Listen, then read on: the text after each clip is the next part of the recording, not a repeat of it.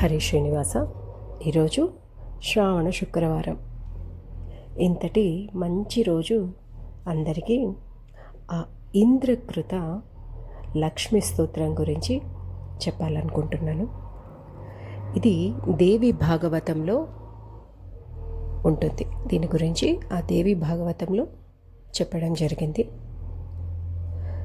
శాప విమోచన కారణంగా ఇంద్రుడు అన్నింటిని పోగొట్టుకున్నప్పుడు క్షీరసాగర మథనంలో లక్ష్మీదేవిని చూడగానే ఆయన వైభవం అంతా తిరిగి వస్తుంది.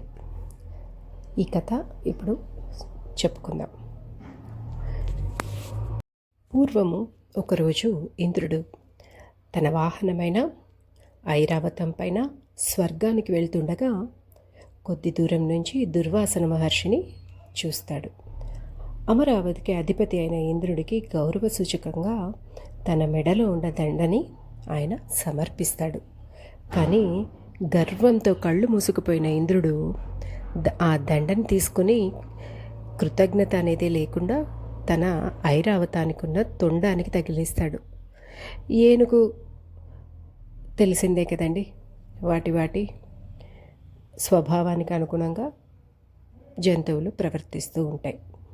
ఏనుగు తొండానికి వేసిన ఆ దుర్వాసన మహర్షి ఇచ్చిన దండను అటు ఇటు ఆడిస్తూ కిందకి వేసి దాని కాళ్ళతో తొక్కి నాశనం చేసేస్తుంది.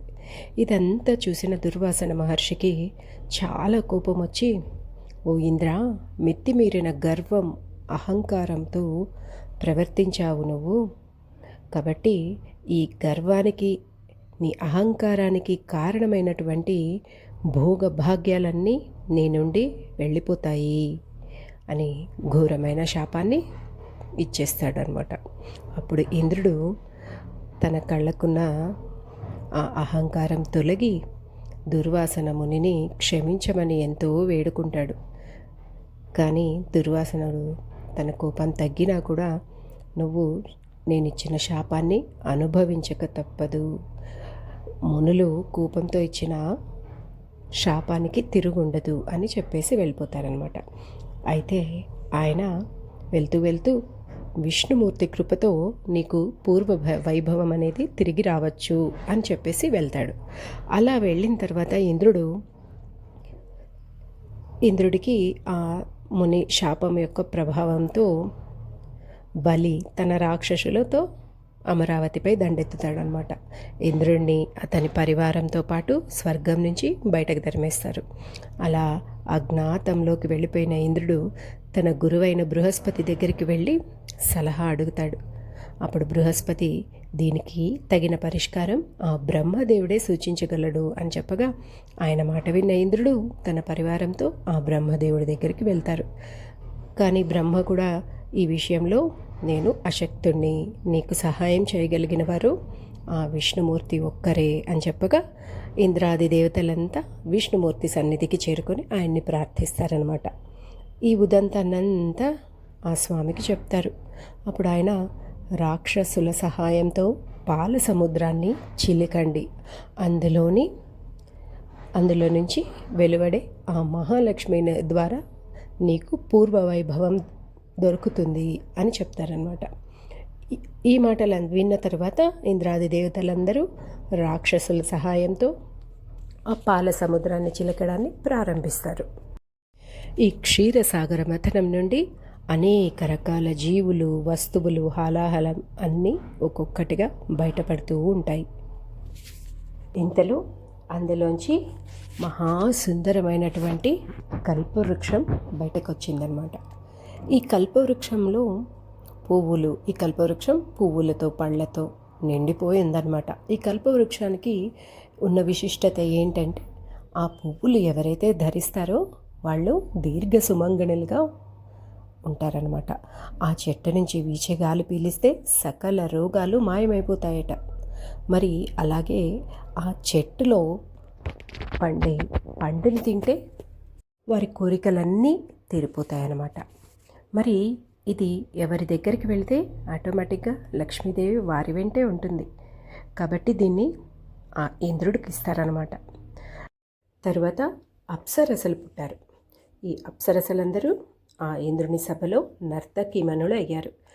తర్వాత ఇంకా చిలకడం మొదలుపెట్టారు. ఇప్పుడు మనకి ఆ ఇంద్రుడి శాప విమోచనం కావాలంటే ఆ మహాలక్ష్మి ఆవిర్భావం కావాలి. ఇంద్రుడి దరిద్రాన్ని తీర్చడానికే కాదండి, మనందరినీ కాపాడడానికి ఆ మహాలక్ష్మి ఆవిర్భావం జరగాలి. అలా పంచమి శుక్రవారం నాడు ఆ మహాలక్ష్మి అమ్మవారు ఆ క్షీరసాగర మదనం నుండి ఆవిర్భవించింది. ఆ లక్ష్మీదేవి పచ్చటి కాంతితో తెల్లని వస్త్రాలు ధరించి ఎర్రని కలువ పువ్వు పైన ఆవిర్భావం జరిగిందనమాట. ఆమె నల్లటి కన్నులతో, చల్లటి చూపులతో, మాతృభావంతో అన్ని దిక్కులకేసి చూడగా ఆమె కనుచూపు మేర ఎంతవరకు వెళ్ళిందో అంతవరకు భూమి సస్యశ్యామలంగా మారిపోయిందటండి. అందరి దరిద్రము తొలగిపోయి ఎంతో ఆనందించారు. ఆ చల్లని తల్లిని చూడగానే మహేంద్రుడు ఈ లక్ష్మీ స్తోత్రాన్ని పఠించగానే ఆయన కోల్పోయిన శాపం కారణంగా కోల్పోయిన అన్నింటినీ దానికంటే 10 రెట్లు ఆయన తిరిగి పొందుతాడు. అంతటి మహిమ కలది ఈ స్తోత్రం.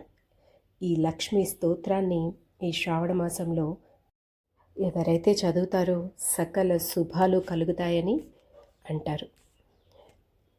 నమః కమలవాసిన్యై నారాయణ్యై నమో నమః కృష్ణప్రియాయై సారాయై పద్మాయై చ నమో నమః ఓం లక్ష్మీదేవ్యై నమో నమః పద్మపత్రేక్షణాయై చ.